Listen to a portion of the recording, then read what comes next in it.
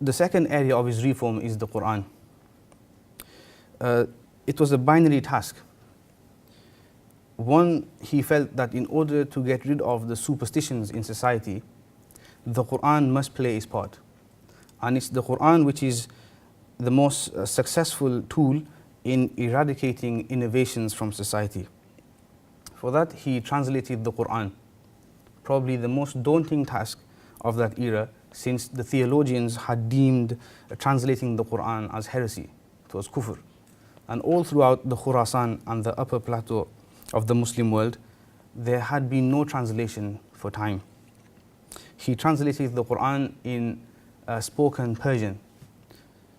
He titled it Fath al-Rahman, and he appended to it a preface detailing guidelines on how to translate the Quran, which was to set a precedent for translating the Quran. The second task, which is perhaps the more important task, was then targeting the ulama, or the scholarly milieu of his time. He argued that, contrary to what is held by the scholarly class, that the Quran is beyond us all, he argued that if the scholars can immerse themselves in the complexities of Greek philosophy, what is so complicated about the Quran? When we know that the Bedouins of Arabia, who had very little knowledge on the complexities and the refined arguments of Kafiya and Shafiya, two famous texts on Greek philosophy and logic. That was his first argument. And just to show, just to demonstrate the kind of people or the public which Shah Wali was dealing with, here I would like to present a depiction of that era from one of his books known as At-Tafimat al-Ilahiyya. And to quote, he mentions that the Prophet of Allah, or the emissary of Allah sallallahu alaihi wasallam, said, it's a famous hadith, you will most definitely follow the trends of those before you, inch by inch and hand by hand, so much so that if they had entered the hole of a lizard, you too will most definitely enter it. We, i.e. the Sahabas, asked, O Prophet of Allah, do you mean the Jews and the Christians? He replied, who else? Veracious was the Prophet sallallahu alaihi wasallam. This is to carry on the quotation. We see feeble faith Muslims before us have taken the saints as their deities besides Allah, and who, like the Christians and Jews, take their graves as places of worship. Similarly, we have seen men from amongst them misconstruing religious texts from their particular context, abandoning practice and taking upon a hedonistic lifestyle based on the fabricated hadith, the saintly belong to God and the defiant ones to me. It was a famous hadith along the many which find its origin in the subcontinent, that as-salihuna lillah wa talihuna li, that the saintly people belong to Allah and all the defiant ones to the Prophet, because the Prophet will be an intercessor. One of the few things which the Prophet has been graced with in the Ummah is to intercede for people. So they somehow justified this lifestyle by saying, oh, all the people who are defiant from the Ummah, then we know the Prophet is going to intercede for us. So therefore, carry on living the life. Shah Sahib carries on mentioning that if you are to ask the truth, distortion permeates every schism. The Sufis have issued verdicts that have no basis in the Kitab and the Sunnah, i.e. the Quran and the Hadith, especially when treading on pantheistic territory. It is evident that they are resolute in not accommodating the Sharia in their religious purview, neither does it hold any value to them. This was just a summary of why Shah Waliullah Muhaddis ad-Dihlawi felt that translating the Quran was so important. And we can see that in front of us today.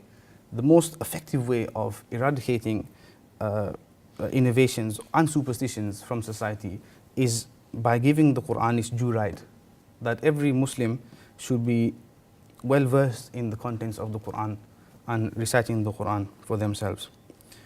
Another one of his contributions to the Quran was his monograph on Usul al-Tafsir, what's known as the Principles of Exegesis. It's a very small pamphlet, but very effective too.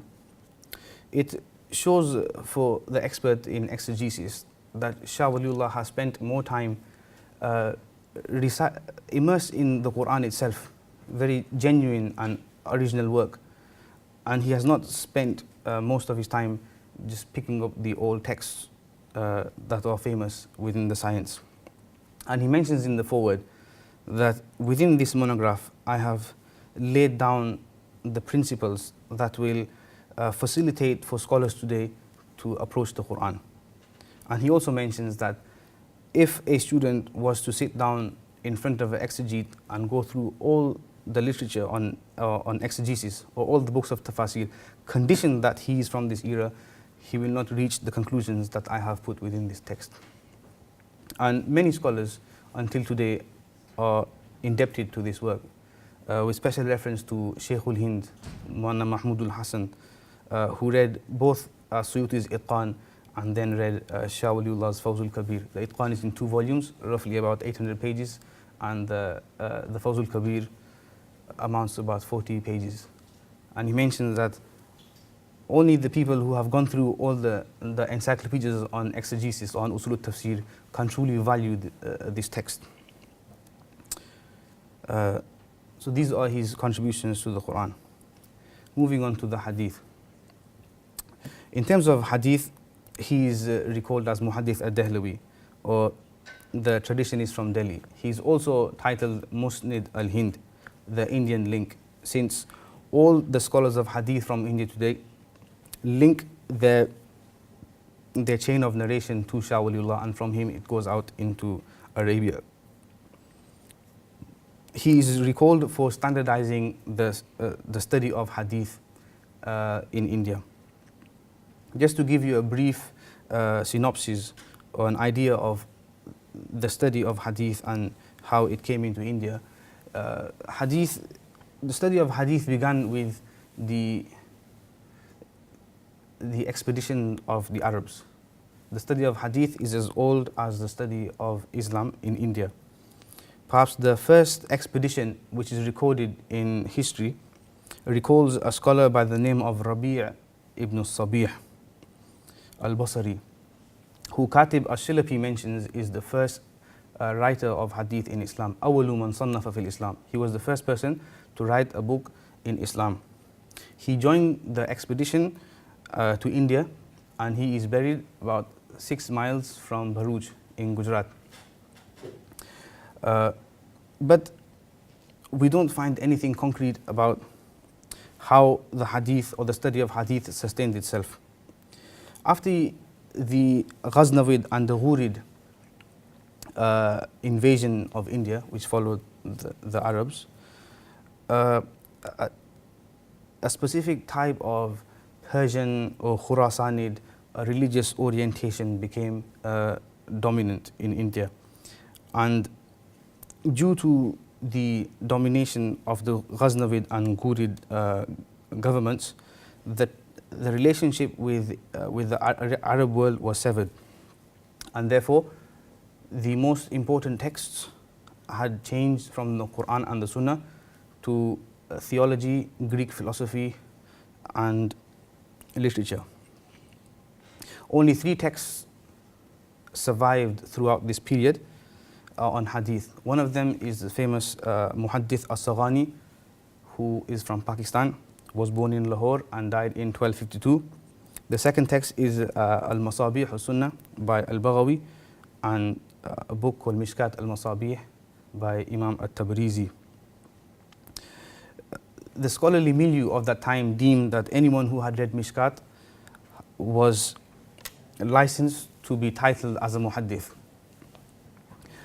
And in the 14th century, a famous Egyptian scholar, muhaddith by the name of Shamsuddin al-Misri, came into the courts of Alauddin al-Khilji in the Delhi Sultanate. And he was disgusted at the courtesans or the scholarly milieu and at their apathy at hadith, that when he reached to Egypt, he wrote a letter or an epistle detailing his account on the apathy of the theologians in terms of hadith. But the scholarly milieu succeeded in not letting that epistle reach to the king. and hence it remained like that.